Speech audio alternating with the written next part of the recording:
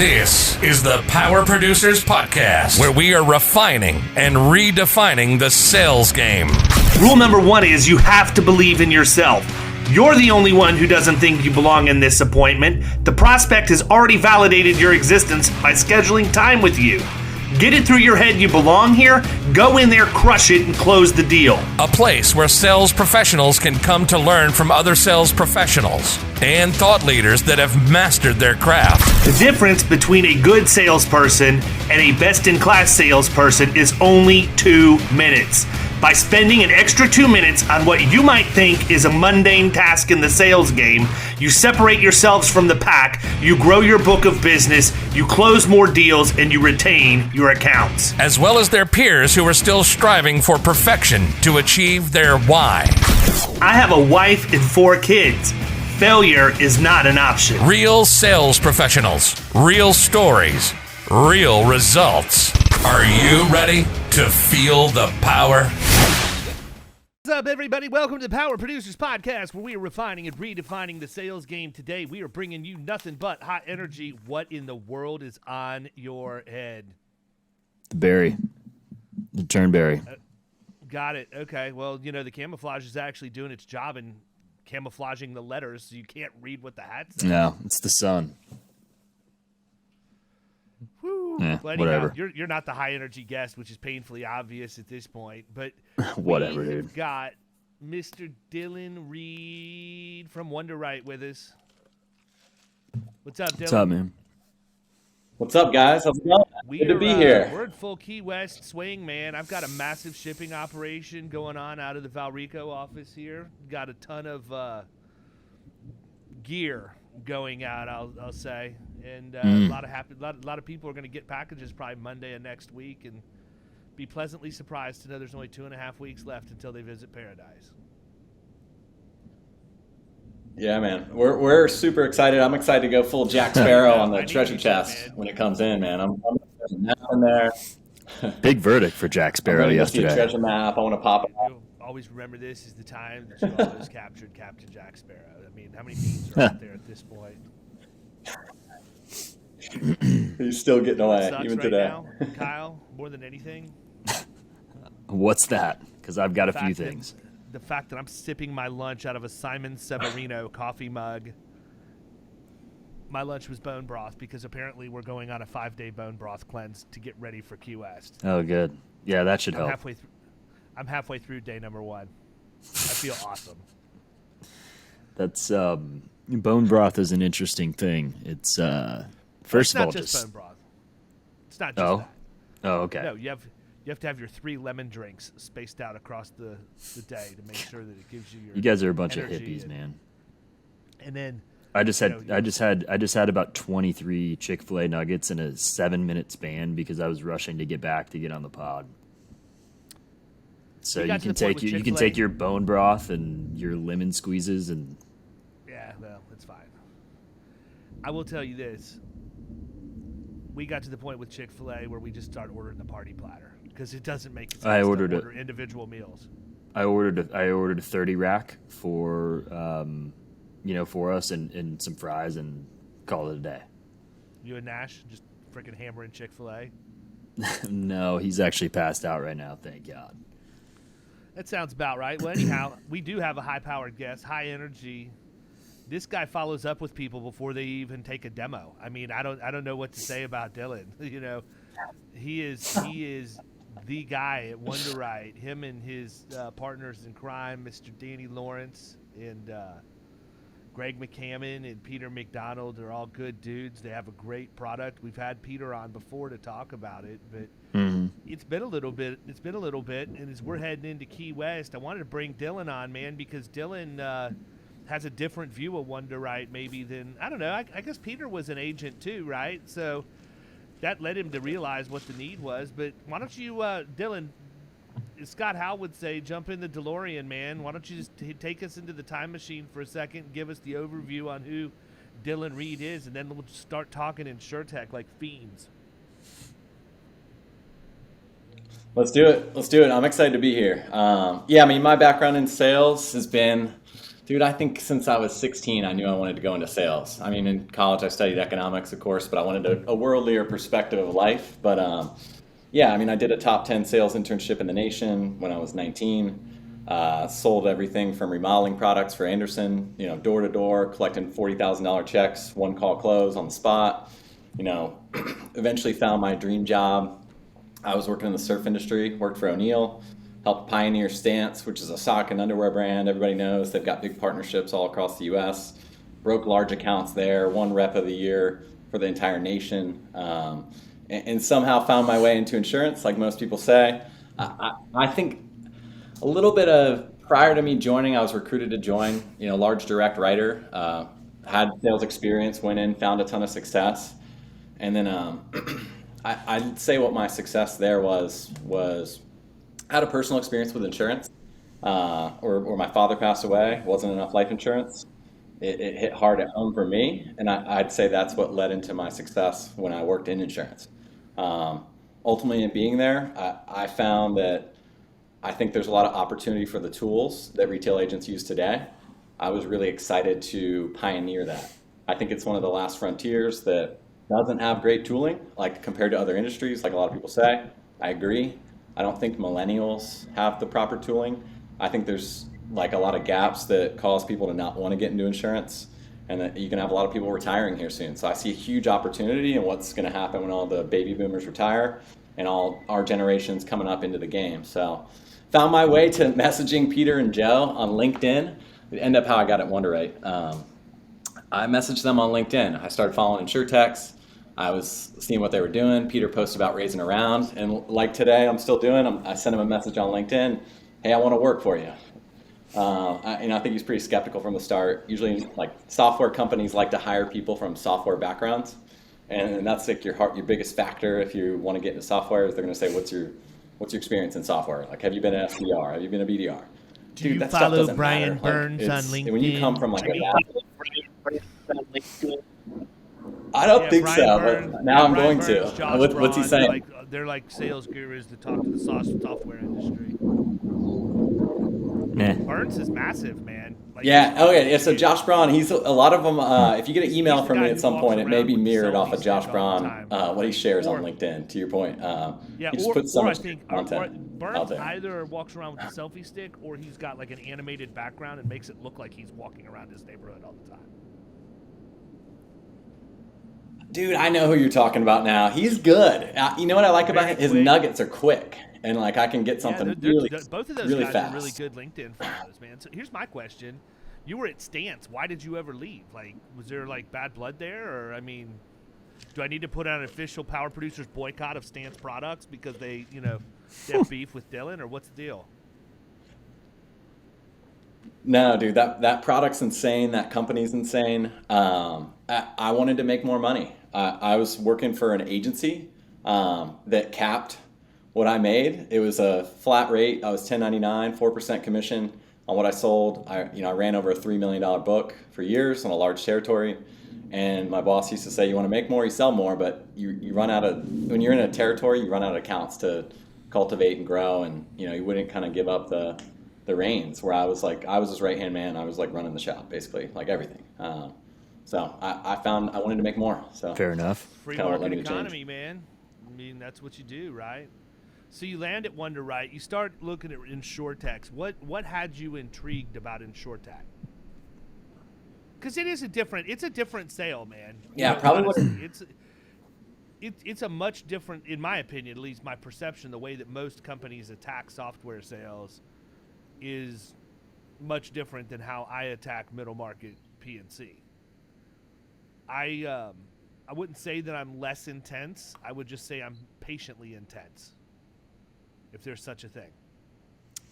Whereas with software, it's a longer sales cycle, isn't it? I mean, it is. But with the software people, it seems like you do the demo, then whack, whack, whack. They're on you like white on rice, because there have to be statistics out there that say you have to get somebody to make a buying decision. Oh, yeah. X number of hours of watching the demo or whatever. I get that. That's sure. That's the deal. I'm interested because to me, it's perceived to be such a different sales process doing that than it is the property and casualty piece. So we could talk about that, but I'm interested. Like, what attracted you to InsurTech in particular?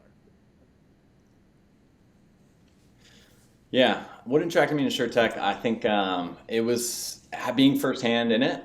I think it's the industry, and a lot of like the venture capital guys will say this. It's ripe for taking over. Like it's ripe for new tooling. It's ripe for opportunity. And I think that's because of the demographic that owns agencies today, and they've been using a lot of the same tooling for a really long period of time. So I just think it provided opportunity. If for anybody listening, if you do want to break into software sales, and maybe you're not in insurance, like if you do want to break in, you really need to go in the industry that you've been in. So fortunately for me, I like insurance. Like my brain just works that way. Like I think insurance. You're gonna laugh when I say this. I think insurance is the financial lubrication for the economy. It's one of the largest industries in the world. If you look around, everything's insured from your phone to your desk to your car to your life to your potential income in the future with disability insurance. I mean, it's a fail-safe, fail-proof industry. You can make a lot of money in it. And those were the things that excited me about going into InsurTech in this industry. So why do you think there's such a gap? You mentioned a gap with like the younger people getting into the insurance industry. What do you attribute that to?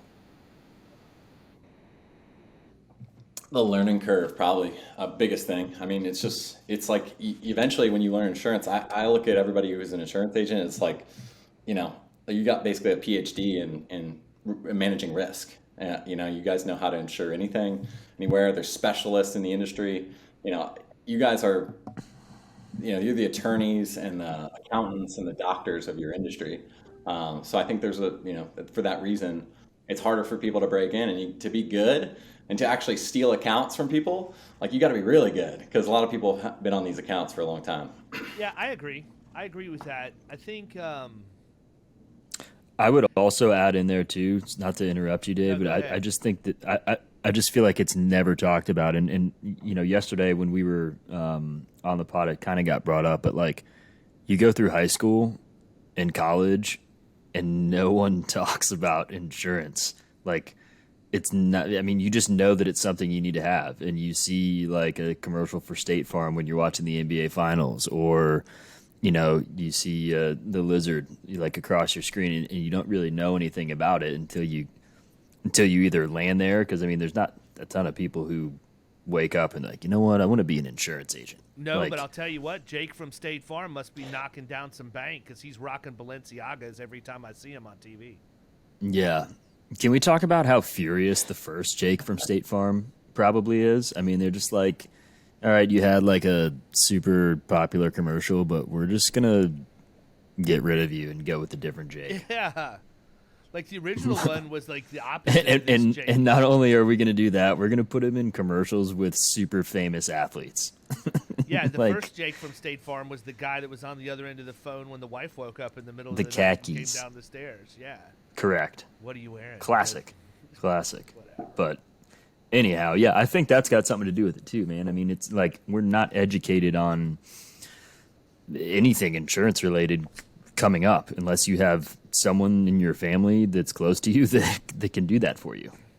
No, I think the people that are the most successful right now are the people with the best marketing, period. I mean, there's a reason why you see their advertisements everywhere.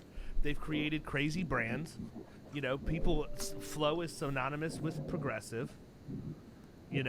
Have we talked about this? I've heard that Flo is just like an ultra bitch, like in real life.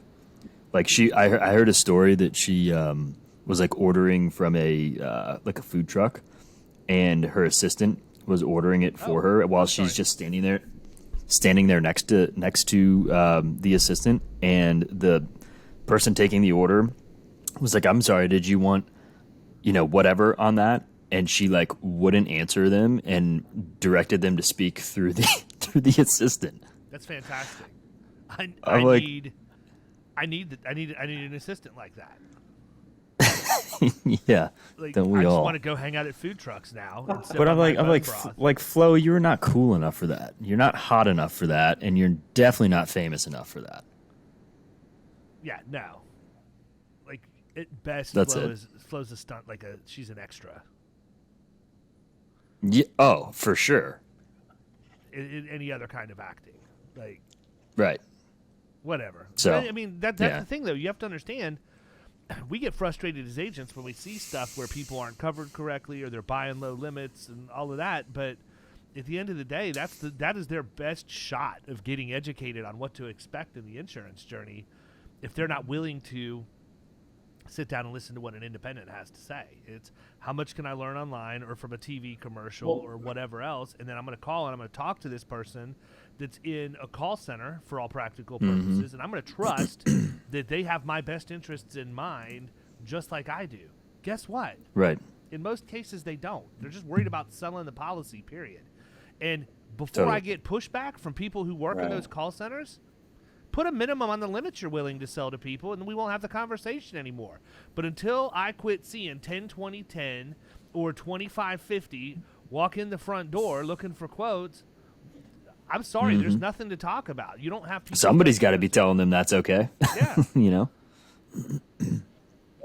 Dudes, we had an inbound lead, like we have an intercom on our website and people can chat with us. And sometimes people confuse us for like an InsurTech you can buy insurance from. And some guy typed in, I would like cheap full coverage, please. And I'm like, exactly. That's an oxymoron. Like, I want cheap full coverage. I'm like, people are crazy. Like, this is like what if I get that, I feel for you. Like, it's just, my response back is, it's what's tough, your but definition of cheap? Like, let's just figure out what you're looking for right out of the box. Or full. Yeah, I mean, I had a guy that I quoted. Right. You know, I happened to be here late on a Friday afternoon one time or whatever, and it was an inbound lead, and I'm like, I'll just jump in real quick and quote this thing. So I go to quote it.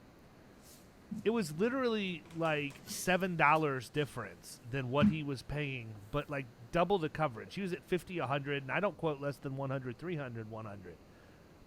I quoted it. For personal, obviously. Yeah, I quoted this for this guy, and he's Right. like, no, I think I'm just going to go ahead and stick around with what I've got. What? $7? $7 a month? Really? I mean, but that's the thing, man. I think that people are not financially literate, period, in most cases. Take insurance and throw it out the window. It has nothing to do.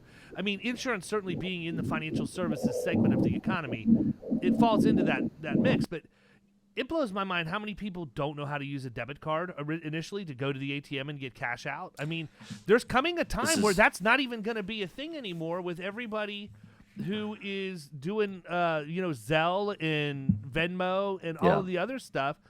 It's like it blows my mind. If I sent my middle son in with my debit card to Wawa and said, you can have whatever you want, get whatever snacks you want, just put it on my debit card, I'm safe because he doesn't even know how to slide it and put the pin in. I mean, that's crazy to think. Like, to me, I would have made fun of that kid when I was in high school. Like, who is this idiot?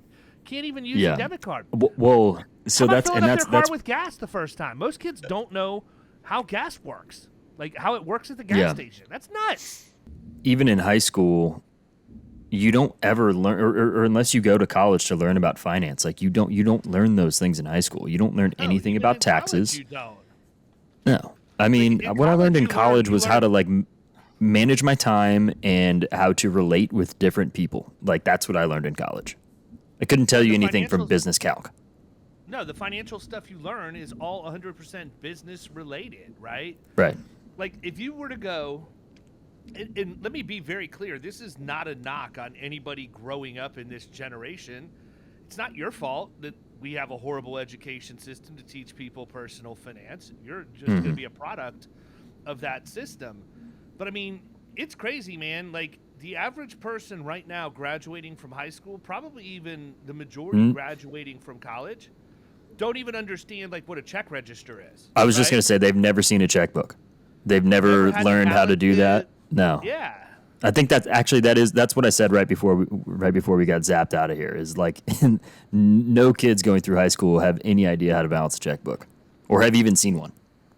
Yeah, no, I agree 100%, man. I think that's a big issue. So, anyhow, all that to say, Yeah. Dillon's at Wunderite right now, just absolutely killing it.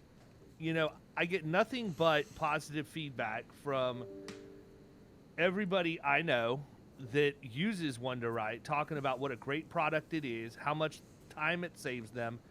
how much they actually listen to their constituency about their product, how they adapt and make it better.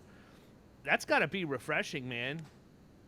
Working Dude, for a company that you know has their client's best interest in mind and they're willing to listen and take the necessary steps. yeah, I think it gets overlooked sometimes, like how much people, a lot of people say they take feedback and like want to hear feedback and listen to feedback. Dude, like after every call I have with somebody, like there's an email going off, product feedback. It's getting on a board, it's getting aggregated. We're building in that direction. Like people don't like you hear it, but it's true. Like I watch it. We see the metrics. Like this person's looking for this current client's looking for this. Like we are hyper focused on building the best tools for the retail independent agent. We're bullish on the agent. Peter was an agent for his family's owned the brokerage now for over 50 years. Joe bought insurance for a construction company.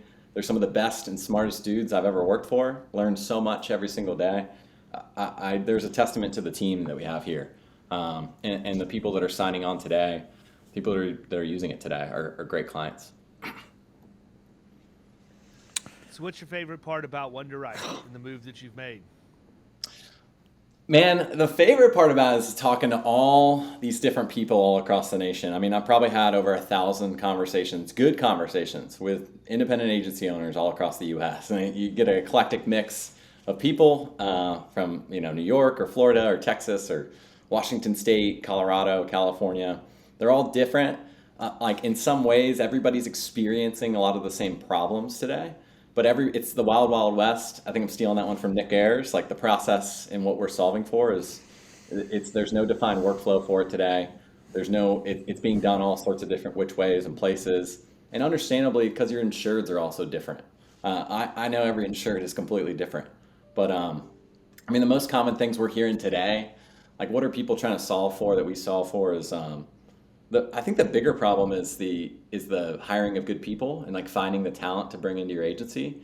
So the biggest thing people reach out to us for is like, how do I use tech to automate what I'm doing in the agency? I like what Ryan Hanley says a lot about like the human optimized agency. Like I think it makes a lot of sense. Like these scratch agencies are going to have a leg up, I think, really soon because we've seen both sides. I see the legacy guys, I see the big guys, I see the scratch guys. The scratch guys are building off VAs and tech and automation. And they're doing it much differently than the Army, the huge team. And it's going to be interesting to see how it shakes out. But the average account manager salary across the U.S. is $55,000 a year. If you could buy 5 different software tools for $10,000 a year, that could maybe automate that person's job. We're not trying to take jobs, but it's hard to find good talent. You got to manage the talent. There's a lot of things that come alongside that. You got to retain it. You got to pay them more every year. You got to raise it. Whatever it may be. I mean, what's your take on that? No, I agree. Hanley and I have had multiple conversations on that. I tell people all the time, the problem with insurance agency principals right now is that they view technology as an expense, almost like a boat anchor to the P&L. Instead of looking at it as an investment and even taking it further, you should look at your tech stack as a team member because it technically is, right? I mean, we talk pretty openly about what we've done to do our custom build out with HubSpot here and how much money it's cost, and people always cringe. I talked about it when I was at Big Eye, New York last week, and I could just see the air getting sucked out of the room when I talked about how much I spent. Now, number one, I've spent it over 3 years, and number two, it does a lot of work that probably would have cost me 4 or 5 bodies if you figure out like how much it's actually keeping track of and following up on and doing in the background. So I'm actually cash flow positive on the investment if you were to compare the labor it would require to do that versus what I've spent on the system. What does that do? Does it replace people that have a vital function in the agency? No, it replaces unskilled, low-level labor. And there's a place for that stuff, but in the insurance world at this point, people are either automating it or they're outsourcing it. They're taking it to VAs or they're doing it with automation as much as they possibly can. And I don't think that's a bad move. Now, it does take jobs away from people who really are unskilled, unlicensed, and they're just basically doing clerical tasks. That's fine. We have to operate as profitably as we can. And if you don't have room for that in your operation, you don't have room for that in your operation, right? But I do think that when you take the stuff that you can automate and you can outsource, the quality of conversation and interaction that your team has with your stakeholders every day is drastically improved because they're not dealing with worrying about, oh, crud, did I get that ticket closed out? Did I do this? Did I do that? No. I mean, it's all laid out in a dashboard, and you know where you're at all times. Agreed. I posted a fun stat the other day. You guys will like this, and it's a survey. Large companies all across the world, right? But in 2015, the average number of SaaS apps, like software apps used by an organization, was 8 in 2015. 2021 survey results showed 110 software applications Wow. used. Average. I was not going that high. I was going to say like 30 something. 100 and how much? 110 versus 8. So, I mean, Wow. there is automation for everything that you do. I heard some really cool automations agencies are building all the time. I think Peter's talked about this one, that writing handwritten thank you cards for every new customer that signs on. There's little things that you can do that save you so much time. Yeah, you still need to have that personal touch and that aspect of human interaction for sure. I mean, like you said, like the technology is not meant to replace, that aspect of things. It's there to help and to make things easier and add some of the automation. Yeah. I mean, I think even as a software company, like people forget, like, man, we run a tech stack too. People sometimes look at you like, hey, you're the guy that wants to sell me another software tool. Like, dude, we're buying software tools all the time. We're constantly evaluating stuff. We probably run over 50 different software apps, let's say, like at our company. And you talk to our VP of engineering, and he's all about this synergy of everything working together. And you get him excited about talking about it. It's like, dude, like you feel like you want to like ram through a brick wall after talking to Rick. Like, he runs an engineering. He's all about synergy of all these things working together, and the slow 1% to 2% gains you just keep getting and achieving in every single interaction you're getting. And it's like, dude, that shit adds up, man, like quickly. Mm-hmm. It does. I mean, I think that's part of it too, though. Agents get shiny object syndrome so much. I mean, there's those things in your tech stack that are going to make a dramatic improvement immediately, right? Right out of the box. You're going to be able to put this in the process. It's going to save you time, save you money, make you more efficient, all of that, make you more accurate, whatever. Then there's the other stuff that you have to augment with after the fact, right? Where you, like you said, 1% to 2% gains, but you're constantly improving, constantly tweaking it, making it look better, making it work better, rather. So many times agents go out as scratch agents trying to start a new agency, and they see all this stuff in. They hear how awesome it is and what it can do and everything else, and they too many times, in my opinion, they try and get too sophisticated with their tech stack too quick, right? Like, you don't need to be looking at the things that are going to help you make 1% to 2% gains right now. Right. It's not the right time for you to do that.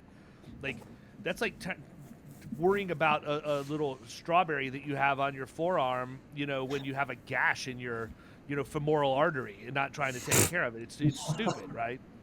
Right. Know your business, people. Know where your problems are, and focus there first, and then move on to it. I do think it's really interesting, though, what you guys in particular are doing, because,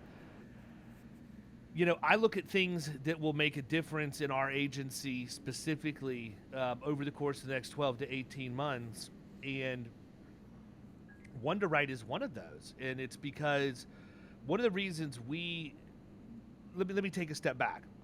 Wunderite is one of those because we are going to be much more involved with excess and surplus lines than we have been at a much higher level because of a couple other decisions we made, and I'll talk about those in a second.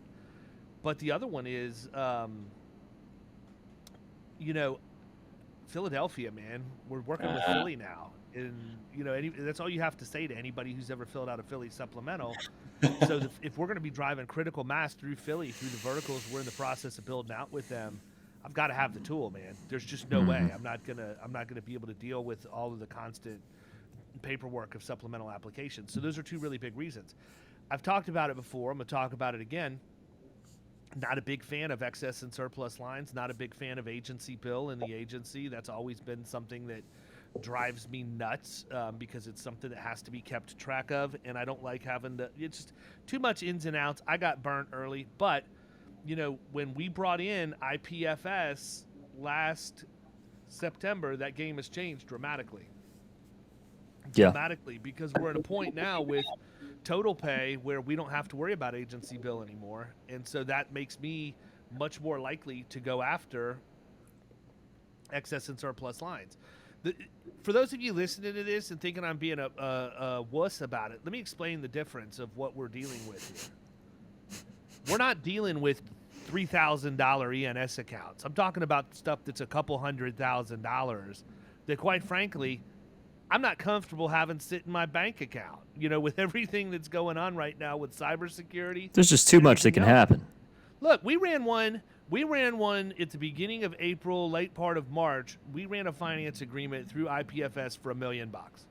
Mm-hmm. Wow. Okay, $1 million. Well, that's huge. I'm not saying that to brag. How many of you would have your nuts shrivel up if you had $1 million sitting in your bank account, right? What's the FDIC even insure it to? Mm-hmm.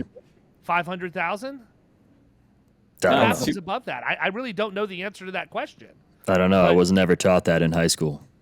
Right, Oh, because yeah. you don't have a personal finance education as a result of being a product of the system. But I mean, that's the whole thing, man. So you have this money sitting there, and now I'm responsible for making a payment to the wholesaler, and then you got to figure out how much of your commission you're going to keep back. Like, you're going to put some of it into operating, but some of it you don't want to. You want to hold on to it until it actually earns out, so you don't get stuck upside down with it. IPFS Total Pay was a breeze, man. Down payment made via ACH. Yeah.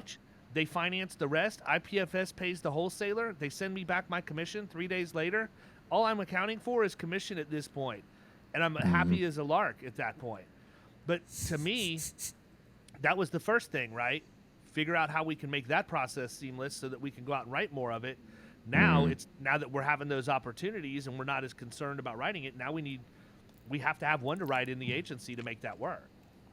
Yeah, agreed. I think if you're in an excess market, we were at a trade show recently. Somebody threw our name out there, like they were talking about like how to sell more ENS or how to automate your ENS, and like a potential client was in the crowd, and they were like, "Y'all should check out Wunderite." Dude, we had a flood of people run to the booth. We were in Orlando, and I think any agent that's along the coast, any agent in Florida, any agent in Texas, New York's one of those funky states with all these supplementals. And California is its own beast. Not discriminating against anybody where else across the nation, but those are the areas that we're finding the most success, where you want to buy a tool that's going to work for you, like implement us in those areas, and you're going to find the value. Can you give everybody, I know obviously we had Peter on here before, but just like a high level overview of what it is that you're actually doing on a day-to-day basis for agencies?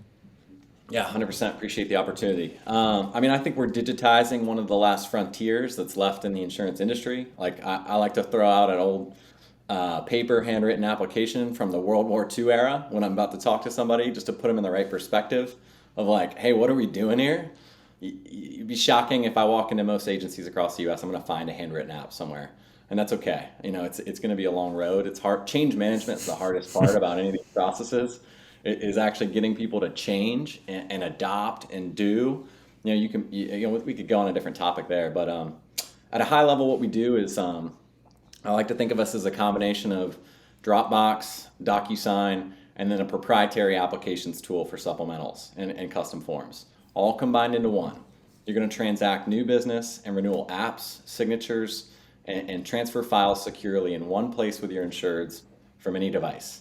We're going to automate some of the filling of the applications. We're going to make it dynamic for next year's renewal. And we're going to make that normally painful supplemental process and data collection process much easier on all parties. As you talk about client experience, I think that what we got to remember is like there's a large group of boomers about to retire, and like they own the businesses today, and they bought from the same agent for a long time today. And their kids are starting to make these buying decisions. We're going into the second, third, fourth generation of owner in a lot of these businesses. How they buy is completely different. And they may never want to meet you in person. I think insurance is an in-person sale for the most part. Or there's got to be some comfort there. You're the trusted advisor. But this generation is much different. Right now, the fact is that 73% of millennials are involved in B2B purchasing decisions. That's industry-wide or like, let's say nationwide. But there's a funnier fact. It's like 72% of their decision, or 72% of people say that social media affects their decision. This kind of goes into a different topic around like, how do you look on the internet? How do you look on YouTube? How are you on different social media channels? Like, what's your presence look like there? But that's how those people buy. So we're just that tool that's digitizing this old process that that is time for a makeover, and long overdue. Yeah, and I mean, you guys have some pretty well-known names that are established that you compete against pretty directly in that space, and pricing is much different, right? Like, there's a big difference between where you're at and where the legacy players are. And from what I hear, I don't see that there's a gap in functionality in what you're doing and what some of the others are. I mean, if anything, you're just getting warmed up. That's right. I mean, we're still early on what this thing's going to be. I mean, I think if you're getting in now, like you're gonna get a really good deal. And I think we're cost effective. The way I like to say it, and I'm not being salesy here, is we're cost effective for any size agency. Yeah, right. We're cost effective for any size agency to buy, and I mean that. Like, you talk about competitors, it's like, dude, some of the prices it's just inefficient. It wouldn't make sense for an agency to buy it of any size. Like, a scratch agency could purchase this tool today and get value out of it if they're writing E&S only professional liability anywhere in the surrounding Southeast. You know, you need a tool like this at that point. So you don't have to be doing absolutely do. And by the way, for what you charge, they certainly couldn't hire a body to be in their agency helping their clients, prospects, or whoever fill that paperwork out in the same manner, right? It's just it's not feasible. Yeah, there's an interesting part that people overlook about the system. It's I think it's the digital fingerprint tracking. Like, every question that gets answered by your clients on a granular level is tracked. You know, for example, like, do you allow family members to drive after hours in company vehicles? Well, that's like a huge risk area. Like, that there could be a large resulting claim, like, if it's misrepresented on the app. And a lot of times I think, you know, to get things done, like, agencies and agents are filling these out themselves. It's not to get things done, Dillon. It's because they're lazy. That's exactly why it is. If you don't want to say it, I have no problem saying it. It's just like the yes/no questions on the Accord forms. How many agents actually read those questions, discuss them with their client, and ask them and then answer them appropriately, right? Very, very few. I'm not going to say none. Very, very few do. Right? Think about the workers' comp accord. How many employees do you have that are younger than 16 or older than 60? None. We don't have any of that. Well, right. Okay, great. And then all of a sudden you've got a 72-year-old guy that's had 3 knee surgeries because he tripped and fell over his own feet in the parking lot. Well, wait a minute. Where did this clown come from? Like, where did he come from? That you didn't have anybody that was over 60, and now we've got a 72-year-old that's been injured on the job. Oh, by the way, his personnel file says that he's been here for 11 and a half years. I mean, the old personnels. Personnels is the best. That's the whole thing, though. I saw personnels this morning when I was in the shared drive. Every time, I had to laugh. Kills me. We had a team member that created the folders in our shared files, and she created one called personnels, plural. I never changed it. I refused to change it. You better not. Great. It's a great laugh anytime I go in there. But I mean, that's the thing, man. Like, agents do not. To me, this is a huge protection from an E&O claim too, right? Because you're getting that digital fingerprint with every question being answered. So if for some reason, somehow a carrier misinterprets something, or they didn't realize, you can say, nope, right here it is. I mean, that's one reason why I like video quoting so much, right? Because when I do a quote vid, I can go back and reference the exact timestamp that I mentioned something to somebody. Well, No, friend. If you carefully look at minute 4, 33 seconds in. Yeah, well, exactly. Let's talk about the Philly thing. You know a little bit better than I do. I've kind of heard what they're doing, but I think my understanding of what they're doing, and I could be wrong, is that they want the client to materially represent and fill out the app themselves. And that's on purpose. Like, they're now having the client go into a portal, right? And they fill out these large, longer Philly apps. Is that correct? I haven't seen that. We just go to their website and get the app. It's just like a 10-page app, I'm pretty sure. Or at least the one that I had was. And it's just a lot, to have to fill out every time you have a submission. Yeah. I'd heard they were like having the clients do it. We'll have to fact check me there. That some of these are being sent directly. Yeah, there's a lot. Well, what I can tell you is there's several things I'm going to throw on here as a disclaimer. number one, we haven't done a bunch of business with them. We're relatively new working with them. We were getting ready to get ramped up going into COVID, specific to a couple of classes of business, one being child care facilities, the other being martial arts studios. And then COVID hit, and it's like, well, guess what closed down? Child care facilities and martial arts studios. So that whole vertical market process got delayed a little bit. So we're just now ramping up again. The other thing is they are making some sweeping changes across the board. Like, it's interesting to see what they're doing because they have now gotten to the point where there is a middle person. You don't send things directly to the marketing person anymore. It goes to a submission inbox now, dedicated to that. So we'll see what happens. Yeah, it's interesting. It's vastly overlooked. Those questions are important, and like you talk to agents long enough, and you find out ones that have had issues with this in the past. Like, you know better than I do, David and Kyle. Like the E&O claims that surface or come up or that occur. So I think anything you can do there is beneficial. So what's on the horizon, man? What have we not talked about today that you wanted to get out there?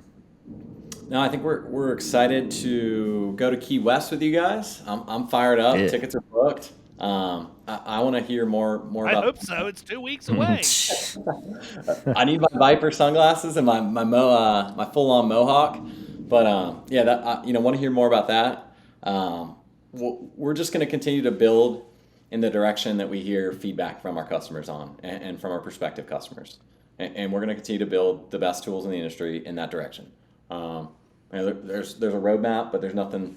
The roadmaps are changeable. And we want to build the best tools. You talk to Peter long enough, you go back and listen to his podcast. I mean, you got a really passionate guy at the top about this industry and what he can do. And that goes for the whole team, goes for Joe as co-founder as well. So, dude, tell us about Key West real quick. Well, I'm excited to reel some reef donkeys off the bottom. When I watched that video, I couldn't stop thinking about that analogy. But what can we expect? How did you build it, I guess, from this event from zero, let's say it started with 0 now to hundreds of people going to be attending down there? Yeah, no. So we're going to have around 100. Based on what it looks like, but that's always subject to change because some of these buffoons will tell me they're coming, and then because it really doesn't cost anything to show up, they don't. My advice to them would be to realize just because it doesn't cost anything to you doesn't mean it doesn't cost anything to anybody else. So, fair. But all kidding aside, honestly, we were going down to Key West. Annie and I go down about once a quarter. We were going down last summer, and I opened up my big mouth on Facebook and basically said, anybody who wants to come down, we've got a fishing boat chartered, and I'll take you as my guest. All you got to do is get there. We'll hang, whatever. And I was like, honestly, we could talk shop for a couple hours and make it a write-off and go from there. And next thing I know, I had 5 charter boats that I was paying for out of my pocket, and a couple dozen agency principals and their spouses. And I keep my word, man. So I picked up the tab for all of that stuff and said that won't happen again. Shame on me. I should have known better than just throwing it out there to everybody. But we had a great time, and I thought it went okay. I didn't realize how good of a time everybody had, though, until we got back and they just started saying, best trip ever, greatest atmosphere, just sitting down, decompressing, shooting the breeze, troubleshooting about our agency, sales strategies, all this stuff. I mean, it's really, really low-key, right? Very low-key. But I thought, okay, they're just saying that to be nice. And then when I put out that we were going to do it this year and that it was going to be just a little bit different, we were going to bring some friends in that are sponsors so they could participate as well. Within 24 hours, the 100% of the people who came last year signed up to come again. Like they were already in, and then it just kept going from there and there and there. My concern is Key West won't be able to contain it next year because we're at a point now where if we actually market this, like market it. Let's just say I throw it out to people outside of the killing commercial community, for starters. Mm-hmm. We market this thing to everybody. We could have 500 people there, 1,000 people at the blink of an eye. I mean, it's just it's nuts. And so that's where I'm at right now, is I'm trying to think, do I want to put together a full-blown – there are a lot of insurance conferences out there. There's one for everything, you know, and they're good. BrainShare, CASA's BrainShare is good. Innovation is good for the Independent Agency Owners Alliance. Keeps changing the name on me. Agency Success Conference that Better Agency's putting on. They're all really good. And if I missed one, I'm sorry. You know, there's only so many things I can keep in my head. But there's not one that I'm aware of that's dedicated specifically to middle market production and sales. Period. There's just not one that's out there. And so that would be the one caveat that would lead me to make this a full-blown deal. Would be, there isn't somebody meeting that need. We could create this mega conference. I could bring in a lot of big name people to do the keynoting and whatever else, and I could fill in the cracks where needed, and just bring a bunch of people in and get down and dirty on sales strategy, the tricks that are working, like really giving people the tools they need to be equipped with to have success on the streets. Problem is that has to take the event out of Key West, because there's no place there to have it. Key West, not very big. Yeah, it's not. I mean, there is the Casa Marina, the Waldorf Astoria property down there, but it's a little dated. And it's off the beaten path. It's not where I want to hang, man. If I'm going to have my event in Key West, I'm going to do it my way, period. End of story. And so that's the one thing that would lead me to not have the bigger conference and just keep it where it is, you know, if this footprint works, maybe I just do it twice a year and have it and rotate different people or something. But we just get really good feedback from everybody because of how tight the event is in terms of number of people and all of that. So, you know, what you're going to find is real talk when you guys are there. Like you're going to get the unfiltered talk from agency principals on exactly what they're doing, what's working, what's not working. And, you know, I think there's a lot of value in that. You're not dealing with fluff. I mean, Cass asked me about, well, is it going to be like BrainShare? No, it's not. BrainShare's its own thing, and this is its own thing. I think that it probably is more like BrainShare than any of the other conferences, just because of how Jason has put that together. But I'm not Jason, and Jason's not me, so I've got my own style. He has his, and you know, we'll take it and roll with it and see what happens. We're about done, man. We're about done with all the planning. The boxes are going out today. We are a full-blown Key West mode at this point. I couldn't be more pumped. I love what you're doing. It excites me. I think that people run and gun too hard and they don't slow down fast enough. We talk about a lot in our own sales processes, like slowing down and like getting back to the basics. Like there's a lot of basics in a sales cycle that you got to remember that like. Hey, how about having one? How about having an actual sales process? There's a basic that a lot of agencies don't have. You know, I was somewhere. We talked about this yesterday on the podcast. I was in one of the places I spoke at over the course of the last few weeks, and I asked people to raise their hand about how many of you have a formal sales process in your agency. Raise your hand. And people think when you're on stage, you're never going to call them out. So I called on somebody and said, what are the stages of your sales process? Couldn't answer it, right? They were just raising their hand because everybody else was. The fact is most agencies don't even have it. So how are you going to manage it if you haven't even established what your process is? Yeah, it blows my mind, man. How do you hold people accountable? How do you hold people accountable to production results for a non-existent process? Right. You can't. I don't know. I don't know the answer to that. Well, that creates this friction in the expectations. So, you know, owners looking at producer like, why don't you do this? Well, you know, producer might not be singing, but they might have a problem, or they don't have a process, or the expectations are important. Like setting the goals are so important. Like knowing what you need to hit or need to do is so important, and it creates clarity around what you're doing. Yep. Ambiguousness is not helpful. 100%. So. 100%. Well, listen, man, where do they find you? Like people need to see what Wunderite does. Look, if you've been at any conference in the recent past, these guys they're in the vendor hall everywhere you go. I ran into I was with Danny up in New York. I was with you and Peter in Orlando. I mean, every time I turn around, you guys are somewhere. Yeah. How do they get a hold of you to do that demo, man? Look, people, you need to bury Dillon Reed with demos.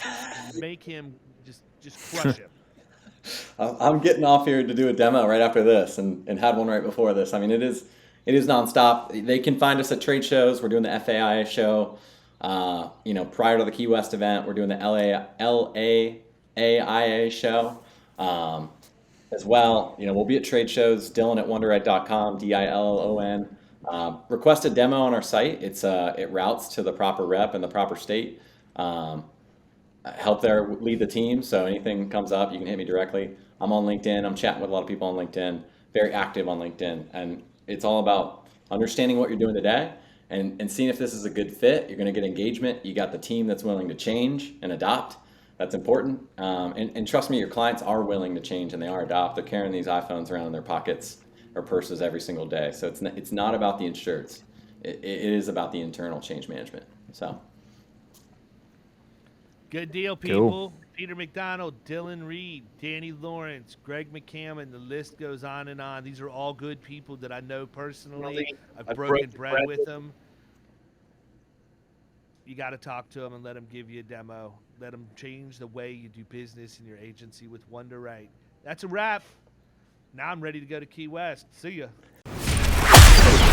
You've been listening to the Power Producers Podcast. You can follow Killing Commercial Insurance on Facebook and YouTube. And if you want to take your game to the next level, check out our book, The Extra 2 Minutes, and our website, killingcommercial.com.